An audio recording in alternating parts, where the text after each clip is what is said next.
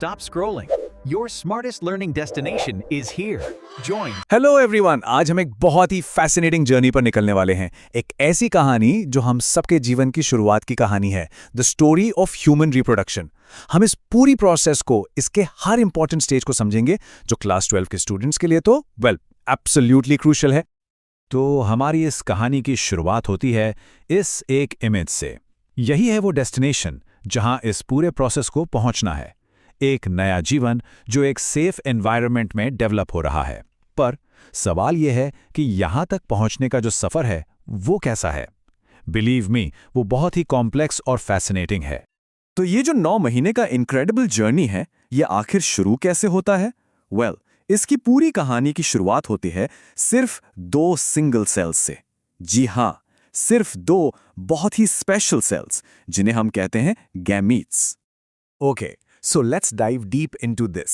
देखिए, कोई भी जर्नी शुरू करने से पहले ट्रैवलर्स का रेडी होना तो जरूरी है, राइट?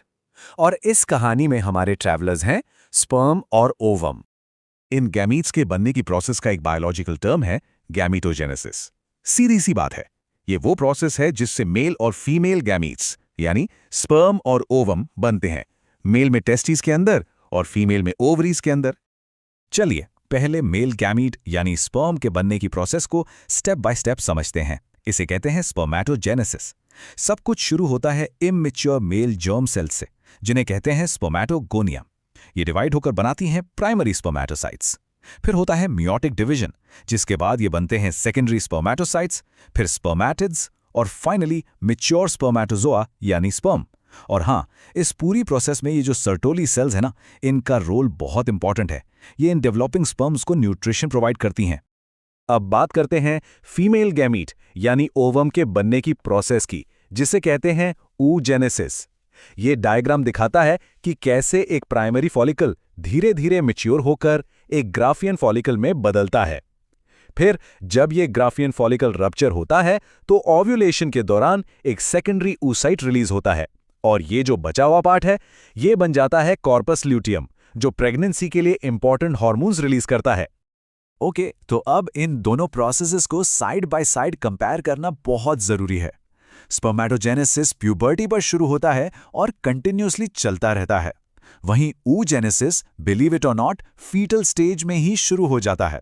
एक और बड़ा डिफरेंस, स्पर्मेटोजेनेसिस से एक प्राइमरी सेल से 4 फंक्शनल स्पर्म बनते हैं, जबकि oogenesis में एक प्राइमरी सेल से सिर्फ एक फंक्शनल ओवम ही बनता है। ये points exam point of view से रियली इंपॉर्टेंट है। चलिए अब कहानी के अगले फेज पर चलते हैं। अब हम समझेंगे मेंस्ट्रुअल साइकिल को। ये वो मंथली साइकिल है जो फीमेल बॉडी को हर महीने एक पोटेंशियल प्रेगनेंसी के लिए प्रिपेयर करती है। ये ग्राफ ये मेंस्ट्रुअल साइकिल का ब्लूप्रिंट है। चलो इसे टॉप टू बॉटम डिकोड करते हैं। सबसे ऊपर हैं पिट्यूटरी हार्मोन्स FSH और LH। इनके लेवल में चेंज की वजह से ओवरी के अंदर ये फॉलिकुलर डेवलपमेंट होता है। अब इन फॉलिकल से निकलते हैं ओवेरियन हार्मोन्स ईस्ट्रोजन और प्रोजेस्टेरॉन, जिनके लेवल्स आप यहां देख सकते हैं। और इन हार्मोन्स का डायरेक्ट इफेक्ट पड़ता है यूट्रस की लाइनिंग पर, जो सबसे नीचे दिखाया गया है। सो यू सी, ये सब कुछ एक परफेक्टली सिंक्रोनाइज्ड प्रोसेस है। पिछले ग्राफ में एक इवेंट सबसे क्रिटिकल है, द LH सर्ज। साइकिल के रफली 14th डे के आसपास ल्यूटेनाइजिंग हार्मोन यानी LH का लेवल सडनली बहुत तेजी से बढ़ता है, और यही पीक, यही सर्ज ग्राफियन फॉलिकल को रप्चर होने का सिग्नल देता है, और इसी से होता है ओव्यूलेशन यानी ओवम का रिलीज।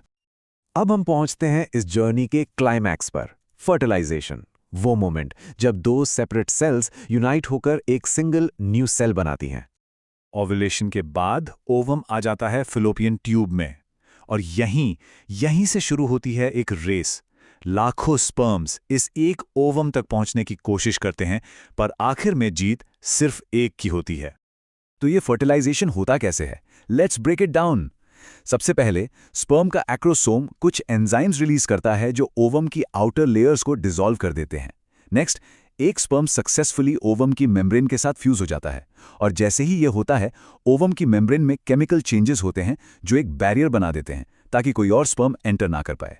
और फाइनली स्पर्म और ओवम का जेनेटिक मटेरियल फ्यूज होकर बनाता है zygote, the first cell of a new life.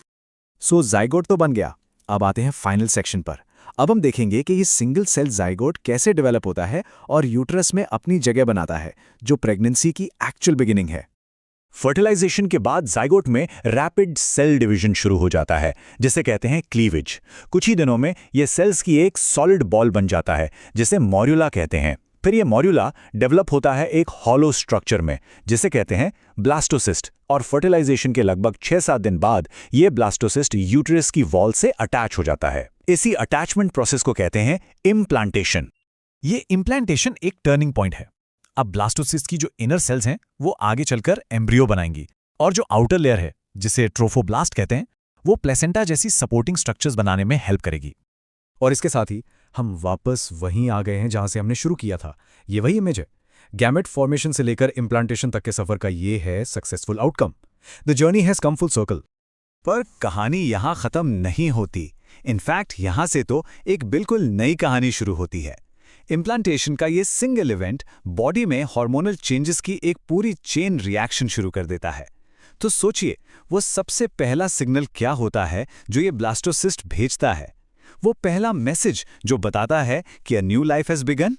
Well, इसका जवाब हमें प्रेगनेंसी के नेक्स्ट चैप्टर में मिलेगा।